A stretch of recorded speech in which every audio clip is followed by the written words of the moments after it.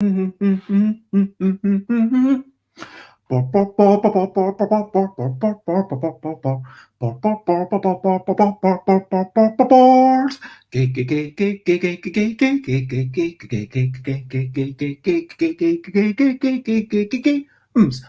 games, board games, it's what I'm talking about. Board games that I made, I'm not gonna shout. I am starting off this streaming with a little bit of singing, and today I'm going to tell you all about the games that I made and made me feel wonderful. Of course, I make these games so other people can have fun, but in return, it comes back to me, that's what's done. Board games that I made, it's what I'm talking about. And which ones brought me the most joy? I'm not gonna shout. Hello and good morning, good afternoon, good evening, good whatever it is, wherever you are. Hello, Jess, it is lovely to see you. And thank you for popping in. And yes, this is Bezzy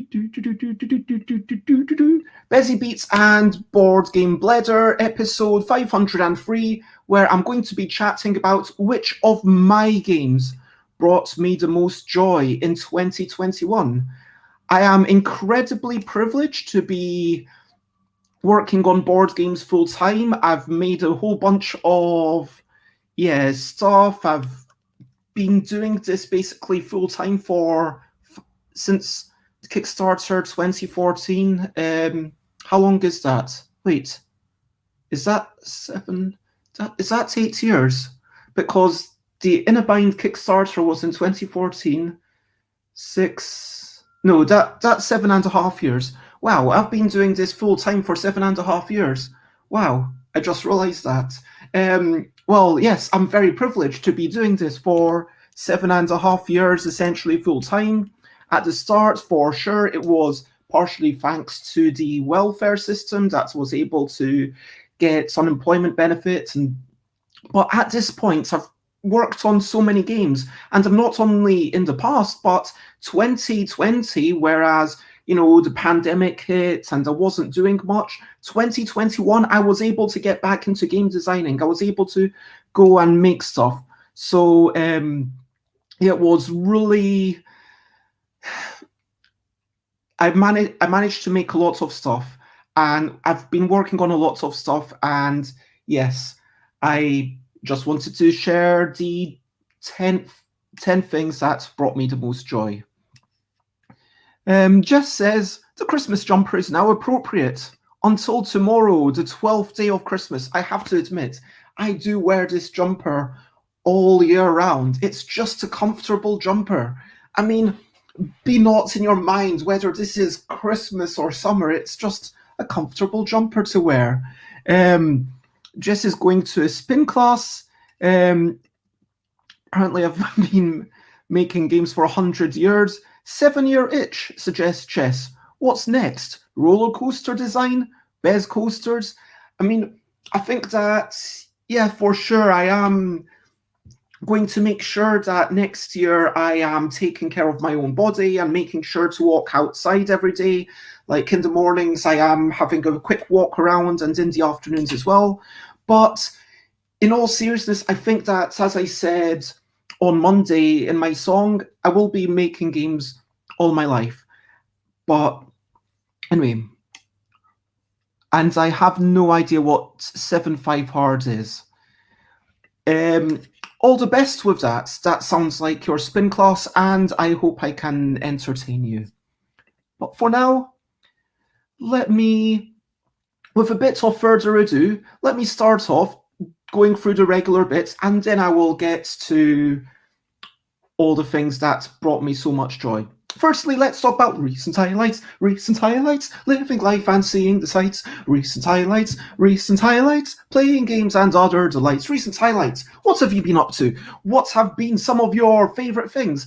Yesterday, I had a nice walk in the morning. I didn't overeat. I enjoyed some 100% chocolates. I did my fancy life hack. If you've got a frozen pizza, you can smash it over a countertop, like fold it in half, break it in half, and then if you're not quite hungry enough, because sometimes a whole pizza, it's too much for one person, but then you end up cooking it anyway because it's frozen. What are you going to do? So it was like a few years ago that I realized you can break it over the countertop, and then potentially you can get two different pizzas and have half of one and half of the other. Alternatively, maybe you're not that hungry. Maybe just have half a pizza. Or maybe you want to cook 3/4 of a pizza, whatever works for you, because you could do that by breaking it over the countertop. You could have half a pizza and some peas, or as I had last night for dinner, half a pizza and a waffle. Had a nice walk around the parks. I had a lovely chat to my friend Layla, played some games, a couple of games of Sushi Go. That's a quality game. And yeah, that's pretty much what I've been up to. What have you been up to? And hello, Timmy. It is lovely to see you. Just suggest that I should do 75 days of doing 45 minutes exercise twice every day.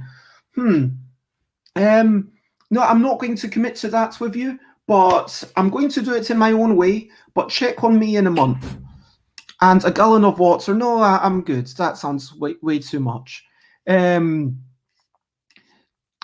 recently, what Jess has been up to is teaching students the beautiful story of the Shakespearean Tempest. That is fantastic. And congratulations on being on day 4 of your exercise. Sorry, Timmy, to make you want pizza so much, but yes, that is my thing, and I'm going to move on to brilliant things. Brilliant things was a little thing which is brilliant. Brilliant thing. Brilliant thing is taking ownership, taking control. Like when I talk about breaking the pizza, that's kind of about making a conscious choice. How much do I want? Not just going with the portion sizes that's a portion to you. Having that control and saying, hey, I'm not just going to eat because it's there. I'm going to eat what I want. I am going to choose to go outside at this time. I'm like basically making conscious choices and making deliberate decisions. I think that itself is a brilliant thing. Jess wants cycling and a badminton racket. Those are brilliant things. Well, I hope you have lots of fun with them. Of course, as always, feel free to comment, ask questions, from, like, follow. I do have a specific topic. I am going to be focusing somewhat on that. But if you have questions about any of these games that I'm talking about, please feel free to ask. Again, the main topic is continuing to look back at last year. Which ones of my own game designs brought me the most joy? So let me start off with a whole bunch of runners-up. This is stuff that I worked on or that's ongoing that I want to briefly mention before I continue. So I made an alphabetical flip and write. I'm actually pretty proud of this. It's a variant of alphabetical made by Andrew Dennison, and in this one you're flipping over things, you're working on 3 rows at the same time, and then when so many letters can't be used by one person, that's the end of the game, and so you're trying to think, oh, which one of these 2 letters on the card do I use, and on which one of these 3 rows does it go? So you've kind of got 6 options each turn at most. It's not a lot, like 6 choices. And sometimes there's an interesting decision of, oh, do I put it up here? Do I put it down here? And the other thing is that the 3 rows, they give you ×1, ×2, ×3. So that really messes with the... Anyway, I'm proud of that. I had a lot of fun playing that. Categorical. This is the current typeface of Categorical. I am going to keep working on it, but Categorical, it's brought me a bit of aggro because working with manufacturers is such a pain in the posterior.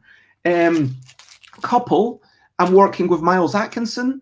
Miles is continuing to do great artwork. This is, fingers crossed, by the time we get to printing this, I will have sorted out the manufacturing issues. And Miles has recently been showing me box covers. That's really exciting. Seize the Power, which was signed up by Inside the Box. They did pay me and Tiz combined like a 4-digit sum, and we are going to continue working on it. This is a game that I'm really proud of. It's a game about highly asymmetric, to the point where some people have privilege, they have teaching, they have education, they have more money, and they have more eyes and eye stalks and arms. And in this society, the more of those that you have, the better, because there are rules in this game that you purchase that are inherently unfair. For example, everyone gets 1 coin for every pair of arms they have. And then with something like that, obviously it's going to increase the wealth disparity, and it's meant to be very much a social commentary. And in order to take down the person at the top, the people who are, in a less well-off situation need to band together to take down that person. And it's meant to be the other interesting thing that I'm proud of, again, this is a co-design with Tiz Creel, and it's all originated from my notion that some people control the rules. So you might control a rule that says everyone with fewer than 3 eyes needs to pay 2 money in order to go to school. And then someone might say, oh, can you ignore that? I will give you 1 money. And then you might say, okay, that's fine. And then you're at least saving 1 money or gaining 1 money. And so it's about corrupt politicians, it's about corrupt rule enforcers, it's about wealth disparity, it's about, almost like xenophobia. And there's a lot of stuff going on in there, but I've just not been able to work on it because COVID made it impossible. And then it's going to be a priority in 2022.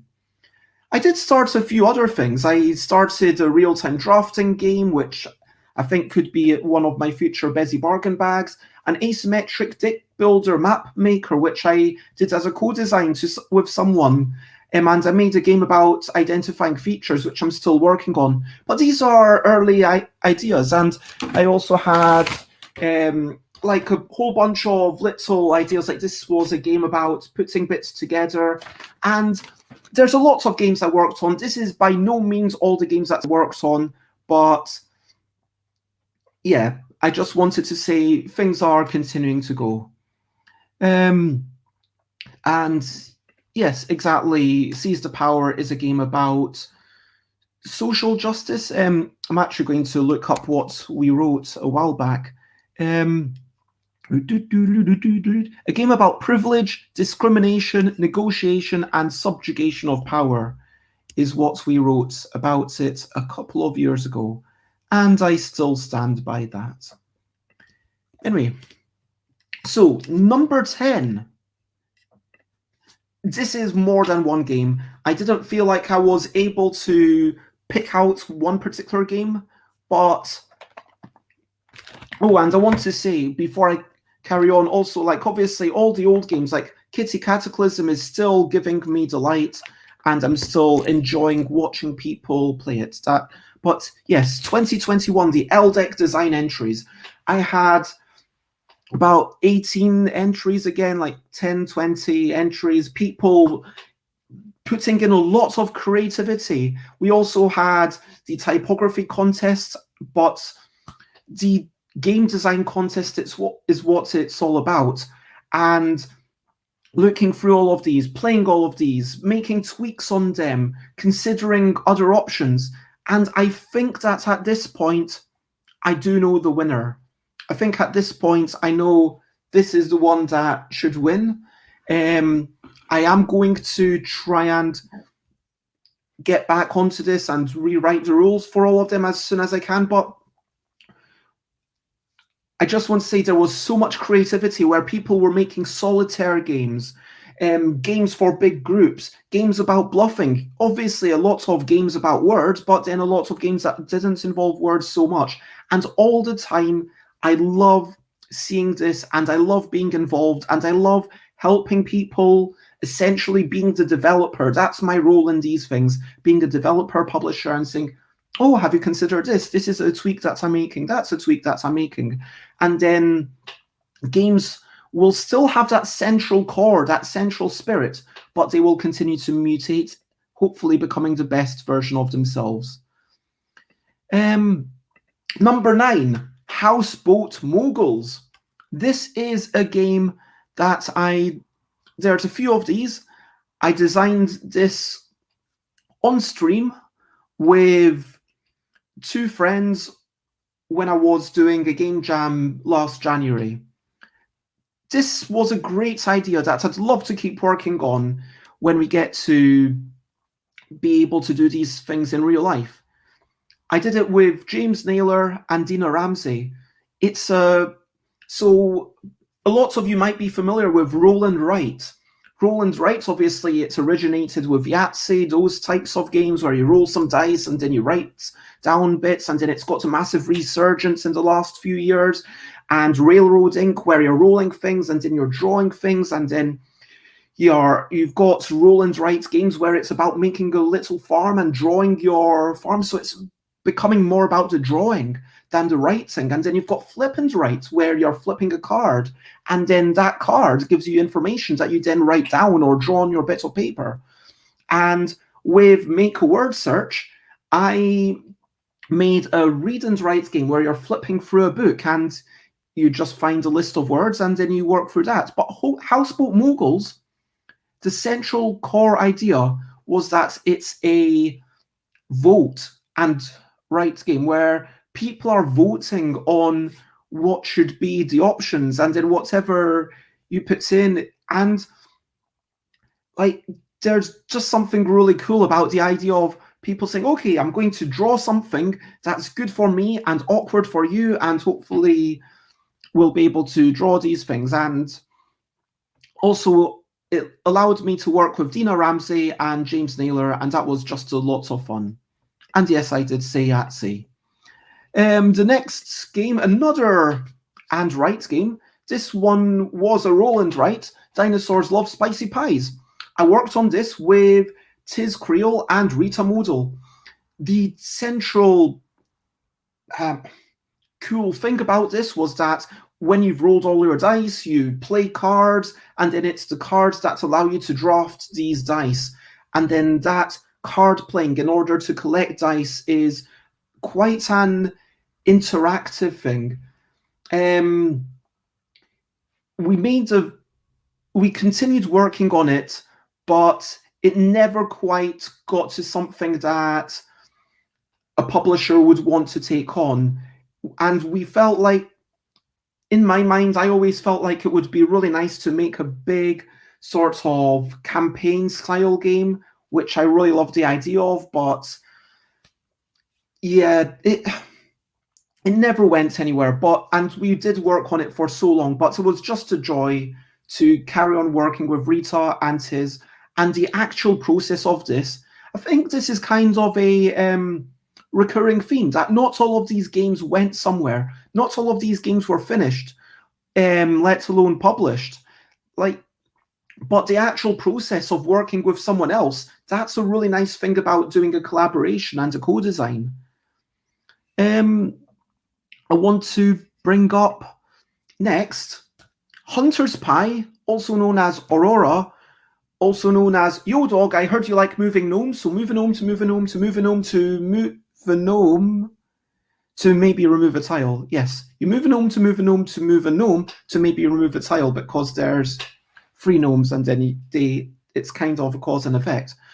This is a game that I originally designed in 2015, I want to say. Yeah, maybe 2014. 2014, I made this game for a competition. The judges liked it. I came in the top 3. And then Alan Paul said, hey, I would be interested in publishing this. And then it's just kind of dragged on since then. But last year, I went over to Alan Paul's house and we spent a bit of time really exploring stuff. And I chatted to Alan, and hopefully it might be something that you see in physically in the next year or two. Fingers crossed. It's a game where it's all about cause and effect. So like my original title says, which is the longest one, you move a gnome on one little board, and then where that gnome ends up determines where the second gnome moves to, and then that determines where the third gnome goes to, and then if the second and the third gnome are on matching squares, then stuff is removed. And the entire game is, it's basically what we decided. We finally gave it a theme. It's slightly macabre, but we're calling it something like Death to Aliens or something, where the first one is the driver, like with his little steering wheel, and then the second one is the gunner, and then the third one is the aliens running around. And you're playing as one of the aliens, and you're trying to survive these horrible humans who've come to your planet and are just gunning you down for some reason. It's like a sort of Starship Troopers type thing. And hello, Matthew. It is lovely to see you. Oh, I didn't. Oh, yes, you did. I think it was you and Brett and Alan for the original versus thing. Yes, indeed. This did come from the leftover punch board from a game for the first grid, absolutely. And the original inspiration for it was because Ben Neumann, American Ben, saw one of the gnomes who had a little map and said, oh, this looks like this little map could be the game, because it looks like this is almost like a game board. So what if this gnome was playing a game with the other gnomes and it was kind of recursive? And that's what seeded the idea. Anyway, so what the reason that this is gave me joy in 2021 is purely because I got to spend a weekend at Alan and Charlie Paul's place, and we had a lovely time. And yes, we spent one of those days working on this game, but I also got to go line dancing with Charlie and having lovely meals, and we had our own kind of Essen type thing. And that's, again, sure, I hope that the game that we come out of it, it's not going to be a mass market game. It's going to be a niche kind of thinky strategy game for 2 players, but it facilitates connections. Co-designing facilitates that friendship, which is something that I'm sure Matthew knows all about. The next thing, another co-design, is Total. So this is one of the games on the LDEC. So I'll do a very quick, actually, sorry about that wee slip. If I can grab one of the pictures.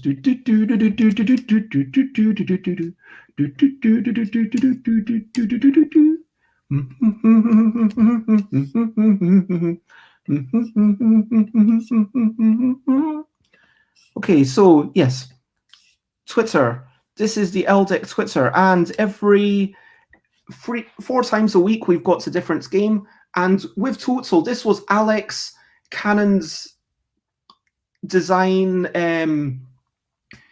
Yeah, I'm saying that this is something that I worked on because I'm continuing to oversee the putting out of things. It feels like, look, the LDEC Twitter is basically a marketing thing, but it's content marketing. I hope that people enjoy these puzzles. And if you look up here, letters are worth as many points as the number on the card. Your mission, find a word worth exactly 19 points. So to make a word worth 19 points, you could do a 5, a 5, a 5, and a 4, or you could combine a 2, 2, 1, 4, 5, 5. Like, people do it in different ways, and people find all sorts of different words, and sometimes there are fewer words to find, sometimes there's more words to find, sometimes it's easier, sometimes there's a couple of cards that mathematically you can't even use these. But yeah, I was kind of doing a bit of a brainstorm with Alex, and Alex was like, hey, what if, well, I'm thinking of a word and it uses this many points, and what is my word? And then it was like, okay, well, what if it's not a target word, it's just find a word that has that many points? That's actually a cool idea for Twitter. And unlike the other games, on the Twitter, you can also see that we've got a thing for Giftable, where think of something for Vitruvia the Tiny Goblin, like you might have Ruby Earrings, or Fable Friday, what make up a story using these different story elements. And so nihilist, obvious disaster, nihilistic undertones. And we've also got one for Wibble, which comes up every so often, where you try to think of a word using all of these cards. But Total is the one that actually started life as a Twitter game, if that makes sense. And so I just really like the fact that people are continuing to enjoy this, people are continuing to engage with it, and it feels like a new way to make games. I mean, it's kind of almost like blurring the line between digital games and board games. But the reason that this brought me joy personally, because this is a very self-centered episode, the reason this brought me joy is because I see people enjoying it. I see people connecting with it. I see people getting enthusiastic about it. And for me, that is like one of the biggest emotional benefits of all this. Just in time, the next one is actually Anywhere at All. 1, 2, 3, 4, 5. So number 5 that brought me joy was actually working with Matthew Dunstan and Alan Paul. We met, we had a lovely stream, we thought about it, we pondered a few ideas, we went to a bar, and I feel like Matthew Dunstan's version was actually really solid. It definitely needed a couple of tweaks, but truth be told, I can't remember all the rules to it. So it feels like something that maybe we should get back to in 2022 and think about, okay, how can this go forward? And I do feel like 3 designers may be slightly too much. I feel like 2 might actually be optimal, because then it's easier to make decisions, it's easier to go forward. But on the other hand, 3 seem to work okay. But yeah, it was just a joy again to finally work with Matthew Dunstan and actually Alan Paul, not as a designer on something that I invented, but as a as a developer on something I invented, but as a co-designer. Number 4 is a game about drawing creatures, complementing the drawings, then complementing the complements. This came about, the idea for this came about during an interview where I described how I'd randomized my wee whimsical creatures with different body parts and made a lookup table essentially. It's almost like an RPG thing where it says, okay, this means that you're in or one of those things where it says, okay, pick a random number from each row and find a auto-generated complement, and then it says, hey dog, you are totally amazing, check it out. And it's like a generic thing, but their point was, hey, that's your next game, roll a bunch of dice, and on the dice you've got different body parts, and then everyone draws it. And I was like, oh, that's interesting. And in the back of my mind I was thinking, dice are expensive, but that could be done with cards. That is a thing that could be done. And then I was talking to Dina a couple of days later, and then just during that chat I said, hey, so the idea is that you've got a bunch of cards, and then you flip them over, and then everyone draws creatures based on the instructions on the card. So like one of the cards might say more than 20 eyes, one of the cards might say robotic bits. But I do need to I would of course need to make sure that none of them contrasted one another, which is something that I tried to do. And then I thought, and what if it's not really a game with a winner or a loser? At the end, you're just complimenting the drawings. And then in my mind, like back at that time, I was on a roll, and I said, and then you complimenting the compliments. And I think that this recursive thing, where not only do you compliment the drawings, but then you compliment the compliments. That's, by complimenting something, you validate it. By complimenting something, you give it value and say, this is something that I've thought about. When people start complimenting compliments, they start saying things like, I really liked how specific you were here.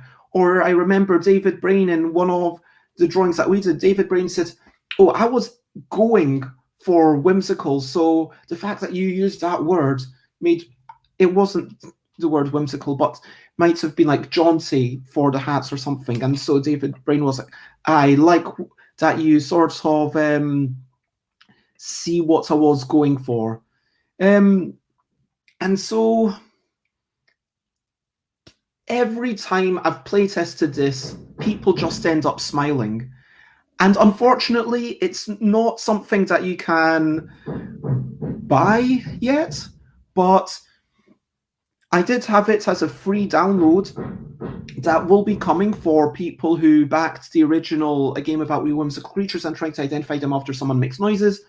And I am going to, and I'm really looking forward to, definitely, I am going to produce a physical version of this, because part of me was like, do I need to make a physical version of this?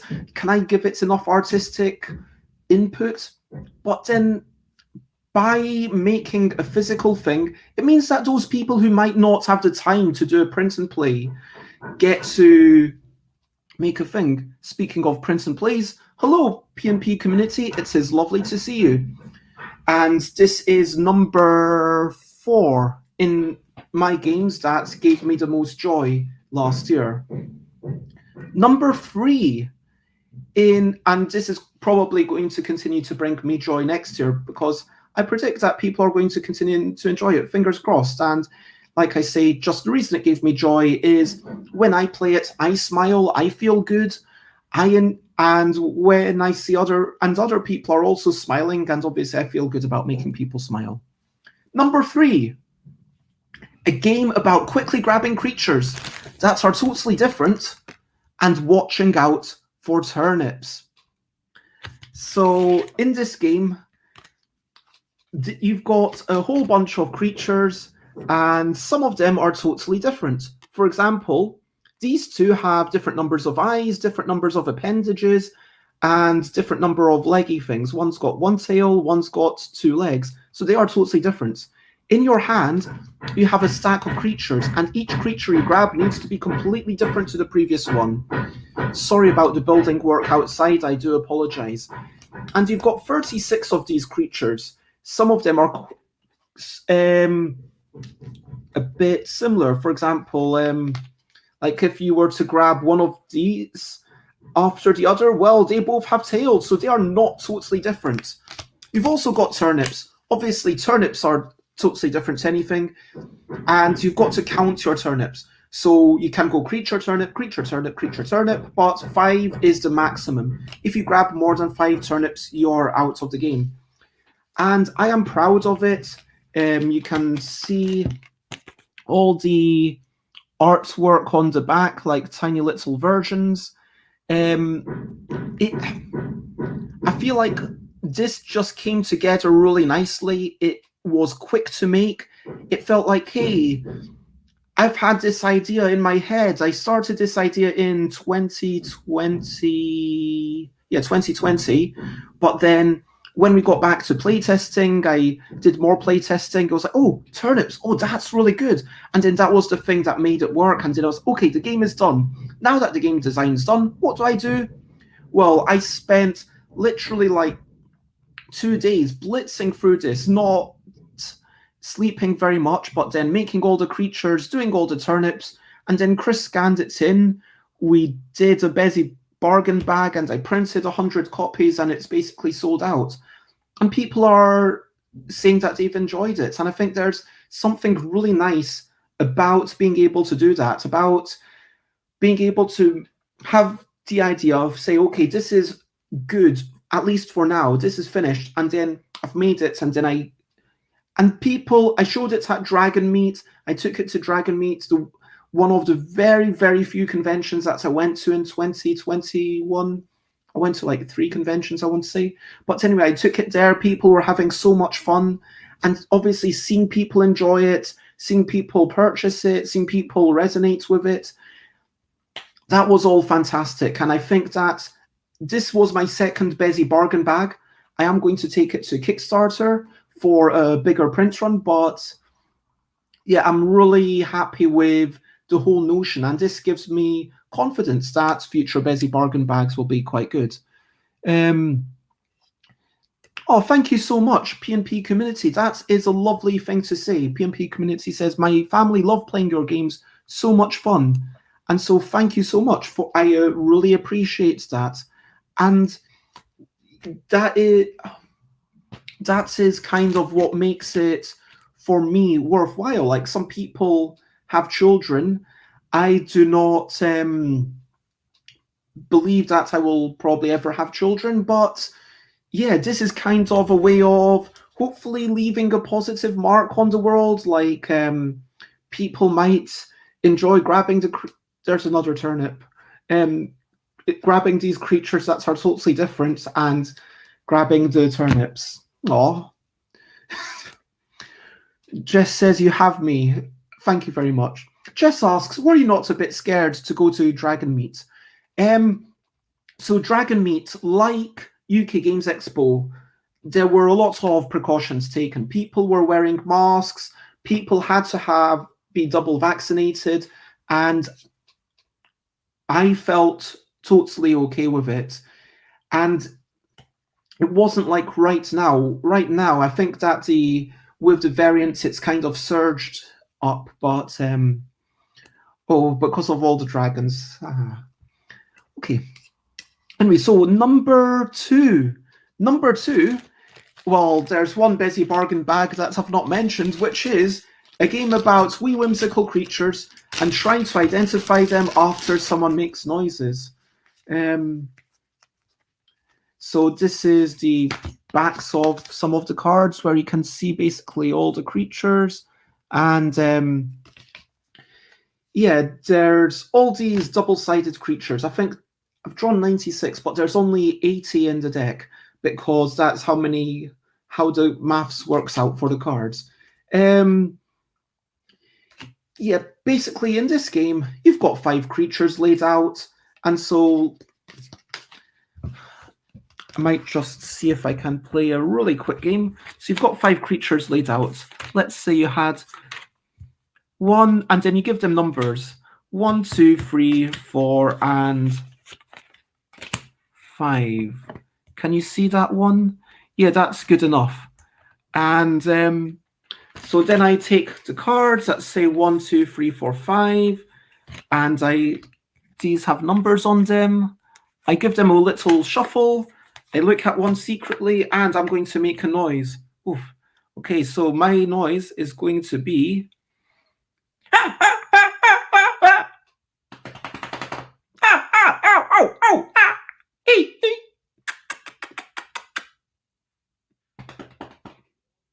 And that's my noise. So which one do you think it was? Number 1, 2, 3, 4, or 5? Let me know in the comments. And that is basically the game. It's a game about someone has a bit of fun making noises, and everyone else has to think which one is it, and then they vote with their fingers. And if you are correct, you get a point. If you're in the majority, you get a point. And if the Noisemaker gets the majority to be correct, they get a point. And P&P Community says, do you have a favorite creature in the game? When people ask me that, out of all the original ones, my favorite one is probably the hand with hands on it. I do like this one because it kind of I was channeling the Easter Island vibes when I did that, and I think I did quite well. I'm trying to look for the hand of hands, but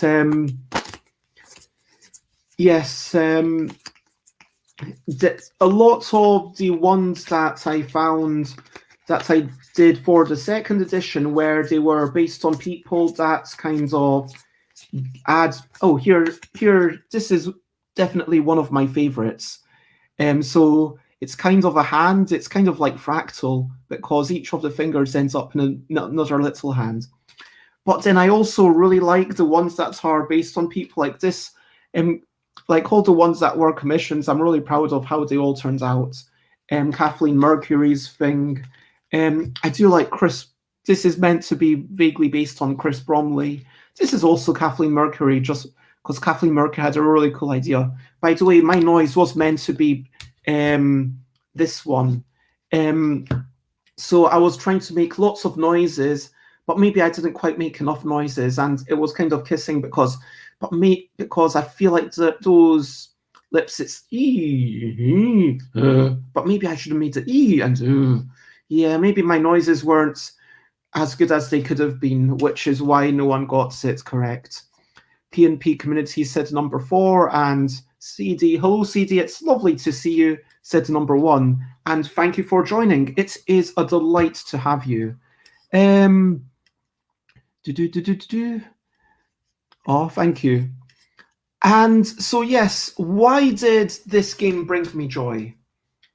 I think it brought me joy because the busy bargain bag, the whole notion is that it doesn't matter. Like, there's definitely parts of the art that I don't like. And it's easy to have a hang up. It's easy to think, oh, is this good enough? Like, I'm not happy about how the heads of the three-eyed creature, each of the different types of heads is colored in a slightly different way, even though they're all reddish. But the three-eyed creatures, it's just the shading didn't quite work out, so it basically looks incredibly flat. And basically the marker that I used was a bit more overpowering than I expected it to be. And that was unfortunate. There's another three-eyed creature, and I'm not entirely happy with that. But, you know, it's fine. It's good enough. And I am genuinely happy with, like, these. But, like, when I look at it, it's like I'm happy with aspects of it, for sure. Like, nothing's perfect. I mean, if I wanted it to... If I was concerned about things, I might have, like, tried to get rid of the little pencil marks. I might have tried to get... Some of them have a little off-white background. I don't know if you can see that.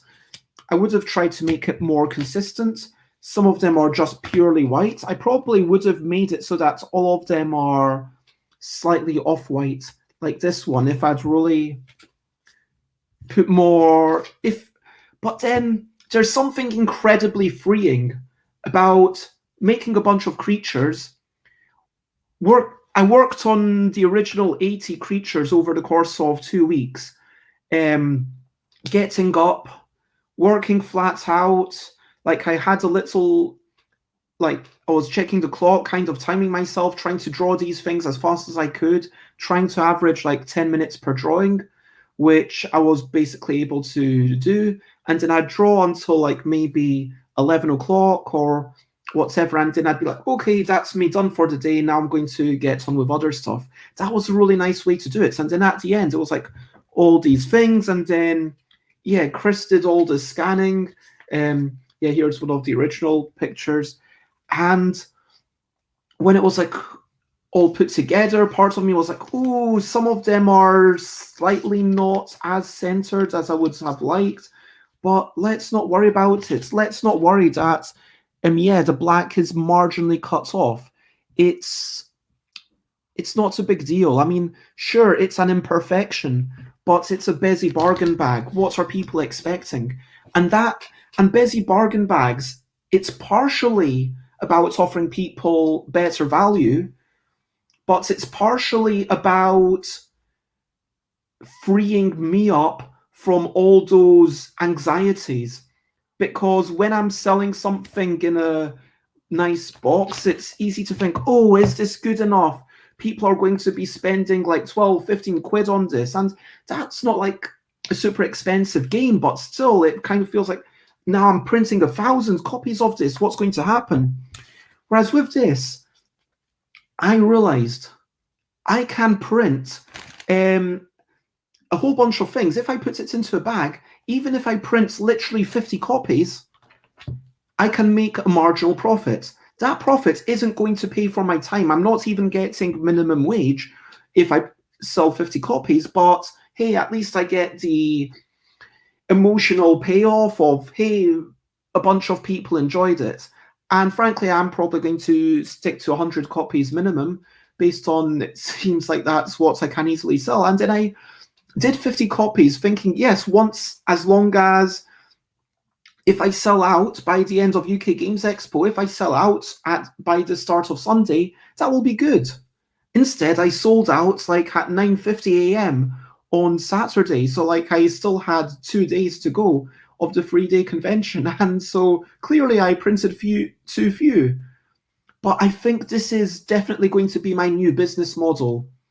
Just something, some of them are going to be more like a normal game, like a game about quickly grabbing creatures that are totally different and watching out for turnips. I'm not saying that this isn't original, because the turnip mechanism and the putting things in your own stack and the fact that you're avoiding matches rather than going for matches, makes it a bit different. But, here's something that this is completely weird. Will people go for it?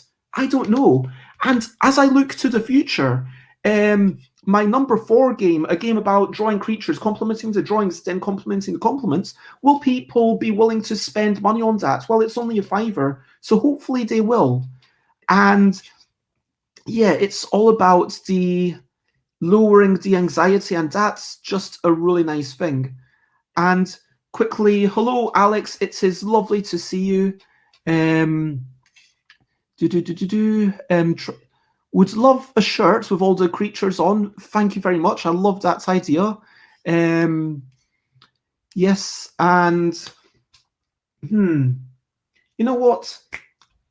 Tell on Twitter, go and tell Ludo Cherry, because Ludo Cherry could make it happen. And if Ludo Cherry want to make it happen, that then Ludo Cherry, I would be happy to license my wee whimsical creatures to them.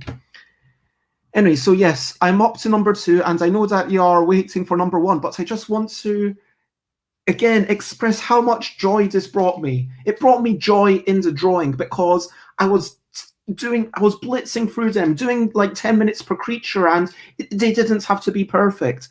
Then I printed 50 copies. I knew I would basically sell out. That was fine. And then when I saw how much people loved it, that was amazing. And then when I did a Kickstarter, that Kickstarter that I did was my most successful Kickstarter by every measure.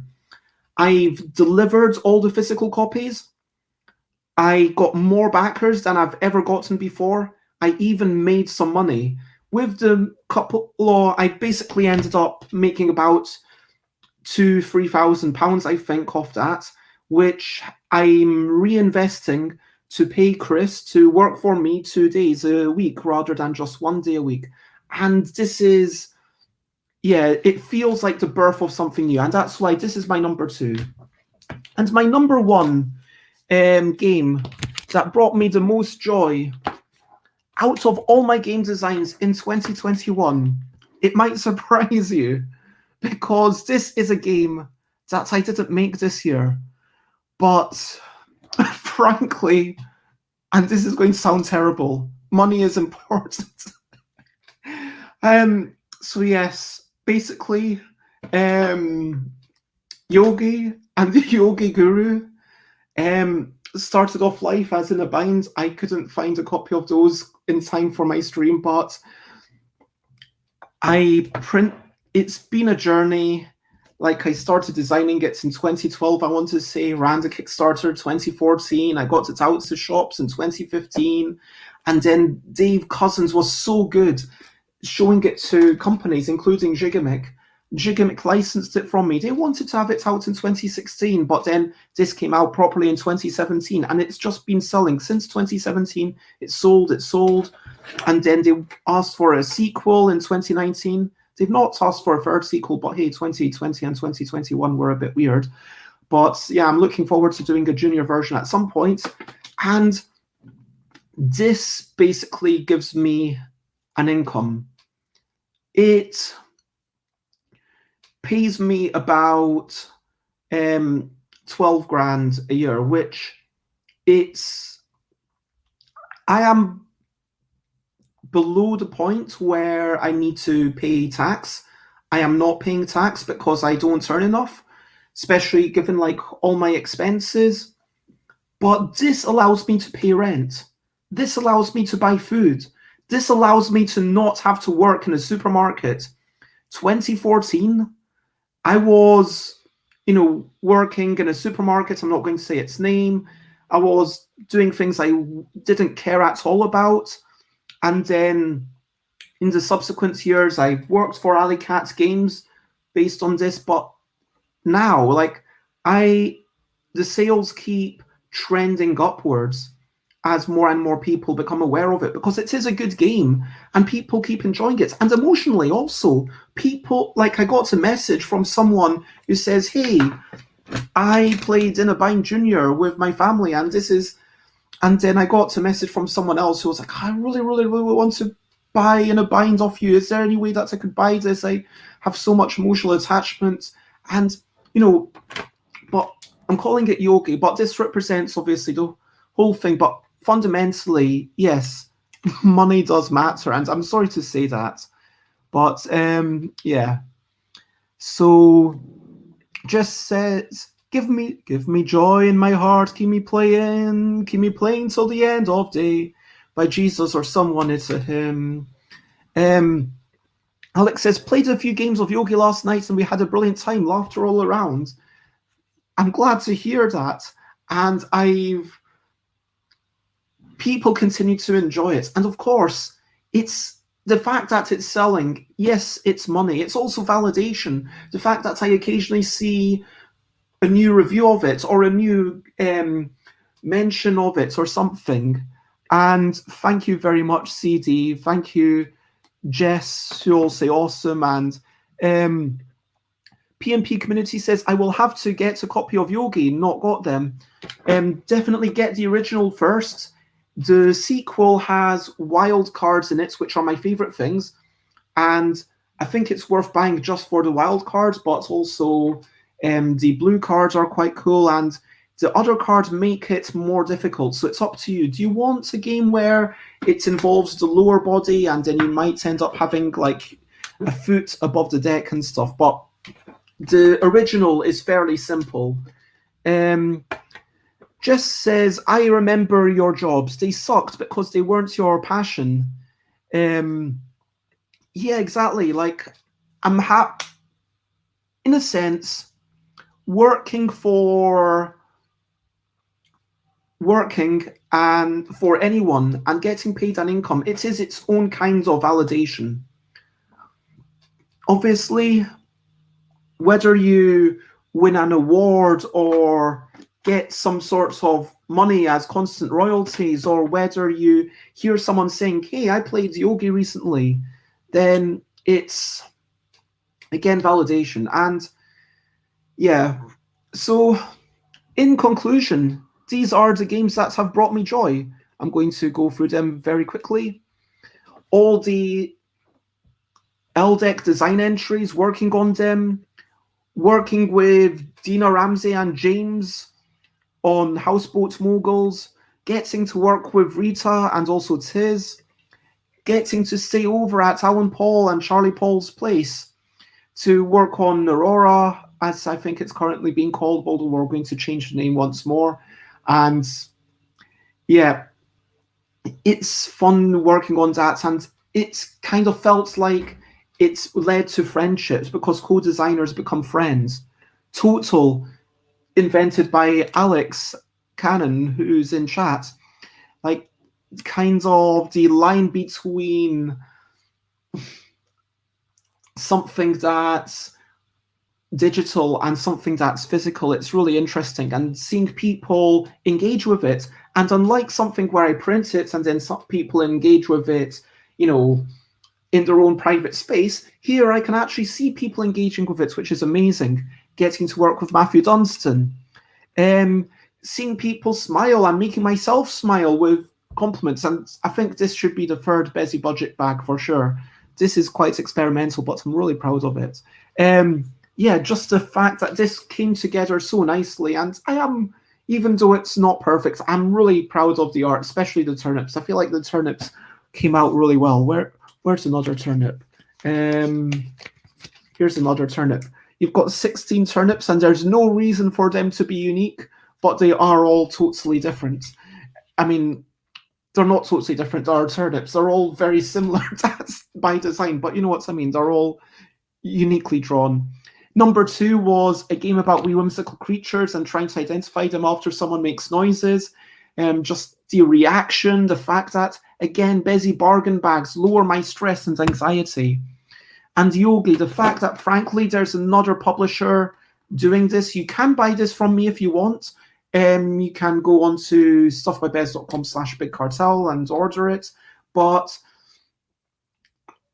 I'm not doing most of the work. They're doing the work of selling it and distributing it. So that's fantastic. And I get money, and I get people saying, hey, you made a nice game, which is the best bit.